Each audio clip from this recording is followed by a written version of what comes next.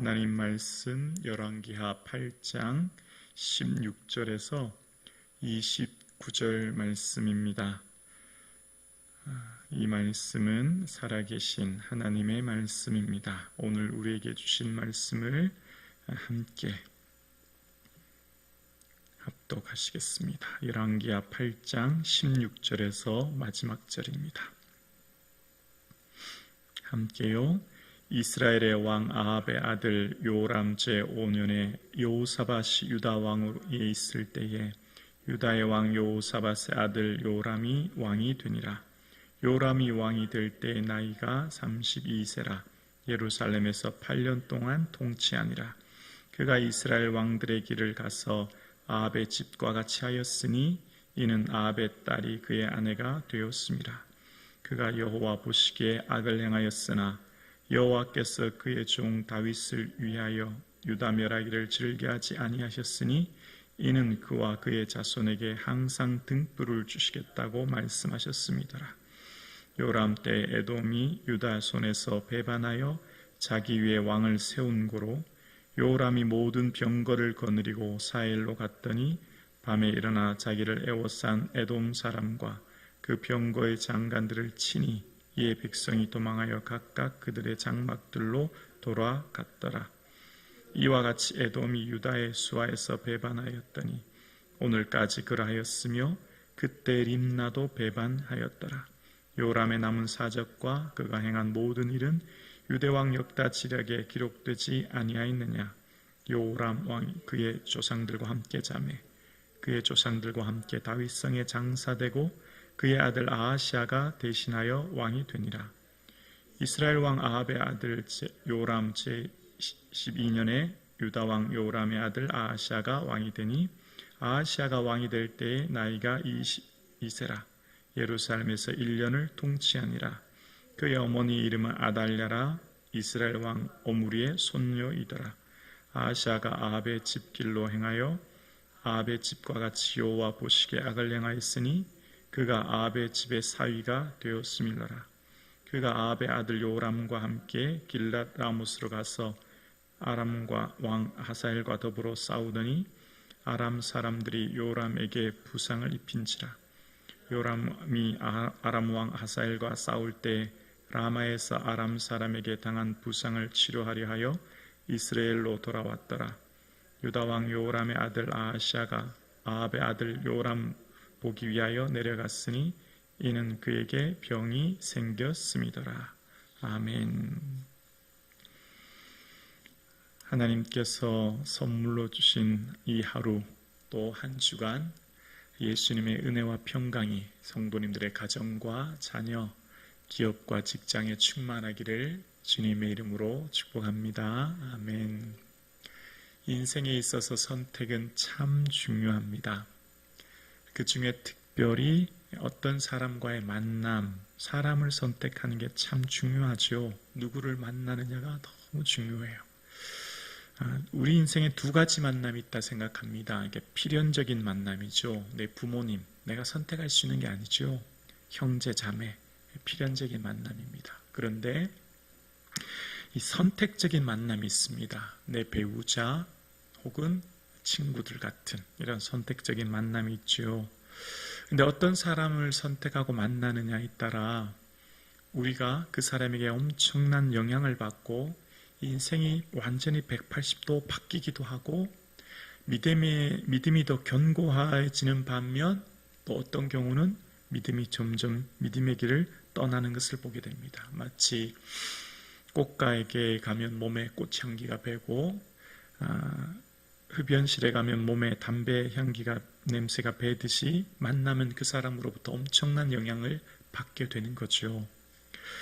오늘 본문에 등장하는 한 왕 있습니다. 아버지 여호사밧과 달리 선한 길, 다윗의 길로 갔던 아버지와 달리 이 아들 요람은 그에게 이 한 사람과 결혼하는데 그 사람이 누구였냐면 바로 아합의 딸이었어요. 아합의 아내 이세벨이죠. 이세벨의 딸 아달랴와 결혼한 겁니다. 이것이 그의 인생뿐만 아니라 이스라엘 국가 그리고 그 후에 태어날 자녀까지 엄청난 영향을 미칩니다. 한 번의 이 만남, 그 결혼이 그 개인뿐만 아니라 국가 그리고 이후의 자녀에게까지 엄청난 파급 효과를 낳게 되는 겁니다. 여호람이 이 아합의 딸과 결혼했던 것은 정략 결혼이죠. 그렇게 해서 나라를 좀 더 견고하게 세워보겠다 그렇게 했던 겁니다. 그런데 그렇게 한 것이 결국 하나님 보시기에 악을 행했다고 얘기하는데요. 18절에 보면 이런 내용이 기록되어 있습니다.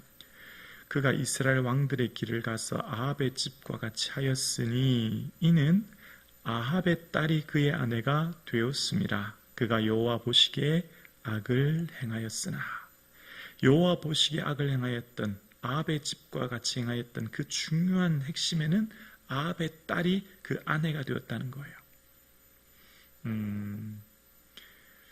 남자들은 특별한 경우가 아니면 아내 말을 거의 다 듣는다 저는 생각합니다.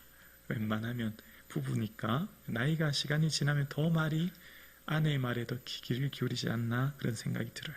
여호람 왕도 이 아내의 말에 굉장히 영향력을 많이 받았습니다. 어떻게 그걸 알 수 있냐면, 왜 그를 악한 왕이라고 했냐면, 오늘 본문 이 열왕기하 8장에는 자세히 기록되지 않는데 역대하 21장에 보면 이 여호람 왕에 대한 자세한 기록이 되어 있습니다. 아버지 여호사밧이 이제 왕위를 물려줄 때 여호사밧에게는 6명의 여호람까지 7명의 아들이 있었지요. 근데 장남인 여호람에게는 이제 왕위를 물려준 거예요. 그러니까 동생들 6명에게는 아버지가 여호사밧이 은과 금 그리고 성읍들을 물려준 겁니다. 그러니까 장남에게는 왕위를 주고 동생들에게는 많은 재물을 줬다는 겁니다. 그 6명의 동생들에게 그렇게 재물을 줬는데 이 여호람이 왕이 된 겁니다. 왕이 되고 난 후에 마음이 좀 바뀌기 시작해요. 나라가 견고해지고 왕권이 강해지니까 어떻게 하냐면 동생들을 다 죽여버려요. 그리고 그 은금을 다 빼앗아 버립니다. 성읍을 다 빼앗아 버리는 거예요. 그래서 하나님께서는 이후에 이 일로 인하여서 진노하게 되시죠. 왜 그랬을까요? 형제들에 대한 사랑보다 은금이 더 중요했던 것.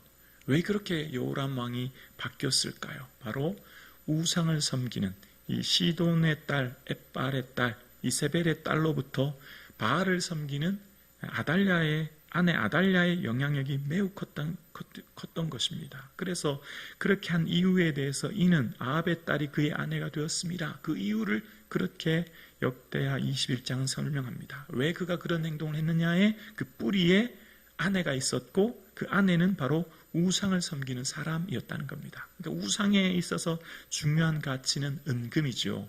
우상을 섬기는 중요한 이유가 뭐죠? 내가 이 땅에서 잘 먹고 잘 살고 행복하는 게 목적이지 않습니까?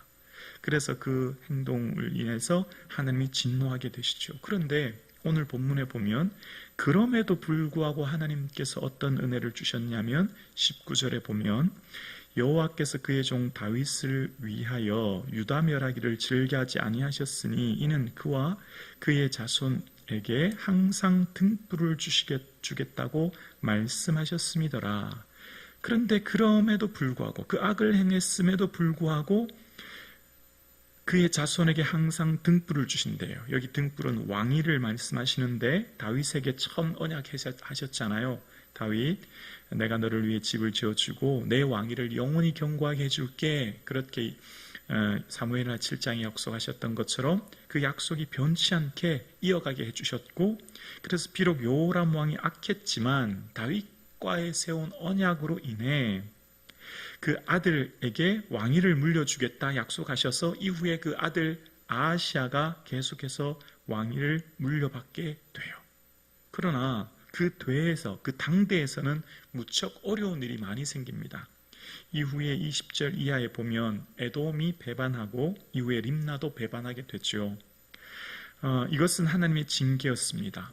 이스라엘이 굳건하게 영토를 지킬 수 있고 왕위가 견고해지고 했던 것은 요람 왕의 힘, 군사력이 결코 아니었어요. 이스라엘이 견고히 설 수 있었고 이방 나라들도에게 영향력을 미쳐 그들을 다스릴 수 있었던 것은 오직 하나님의 은혜였습니다. 하나님이 그 나라를 지켜주신 것이지 요람 왕의 힘이나 군사력이나 정치력이나 외교력 혹은 그 어떤 방법도 아니었던 거죠. 오직 하나님이 지켜주셨던 겁니다. 그런데 그걸 놓쳤던 거죠. 그래서 요람 왕은 하나님의 징계를 받아 이방 나라들이 배반하게 되어지고 그것으로 인해서 전쟁이 일어나게 됩니다.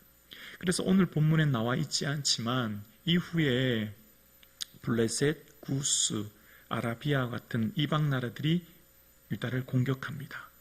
그리고 여호람 왕은 창자에 중병이 들어서 2년 동안 그 중병으로 고통받다 죽게 되고 이방 나라의 공격 때문에 그가 그토록 귀히 여겼던 재물, 동생들마저 다 칼로 죽이고 빼앗았던 재물이요 아무 의미 없게 돼요. 결국 이방 나라들이 다 가져가요.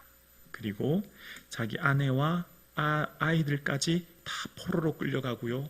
막내 딱 한 명만 남겨두는데 그 막내가 바로 요아하스였습니다.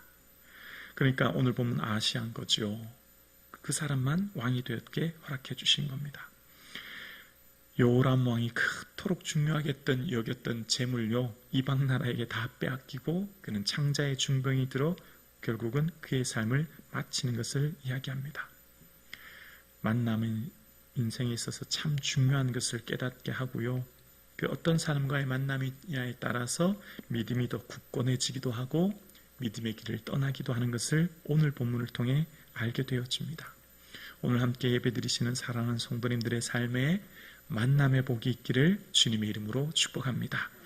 인생을 지키는 것, 내 인생의 능력은 나로부터 생기는 것이 아니라 전적인 주님의 은혜인 줄로 믿습니다. 하나님이 나의 삶, 내 생명, 내 자녀, 내 직장, 내 기업을 지키시고 보호하시고 인도해 주신 줄로 믿습니다. 오직 하나님만 의지하는 이 아침, 이 한 주간 되기를 주님의 이름으로 축복합니다.